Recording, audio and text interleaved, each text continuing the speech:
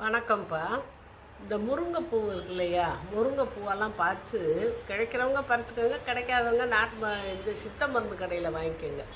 அந்த பொடியை அந்த பூப்பை நிழல் காய்ச்சலாக போட்டு பொடி பண்ணி வச்சுக்கிறணும்.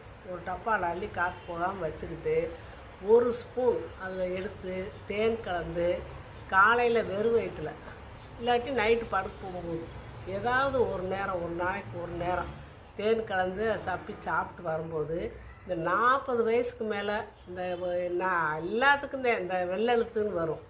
எழுத்து கொஞ்சம் மறைஞ்சு சரியாக தெரியாமல் இப்படியெல்லாம் வரும். 40 வயசுக்கு மேலே 40-45 வயசுக்குள்ளெல்லாம் அந்த மாதிரி வெள்ளை எழுத்து வரும். அப்படியாப்பட்டவங்களுக்கு இந்த முருங்கைப்பூ இதை சாப்பிட்டு வரும்போது அந்த வெள்ளை எழுத்து பிரச்சனையே வராது. அதனால் ஒரு குறிப்பிட்ட காலத்து வரைக்கும் உங்களுக்கு 40 வயசில் வந்துச்சுன்னா 45 வயசு வரைக்கும், 45 50 வயசு வரைக்கும் இப்படி மாறி நீங்கள் சாப்பிட்டுக்கிட்டே வந்தீங்கன்னா உங்களுக்கு அந்த வெள்ளை எழுத்துங்கிறதே வராது. அந்த கண்ணில் வெண் படலம் அதுவும் வராது.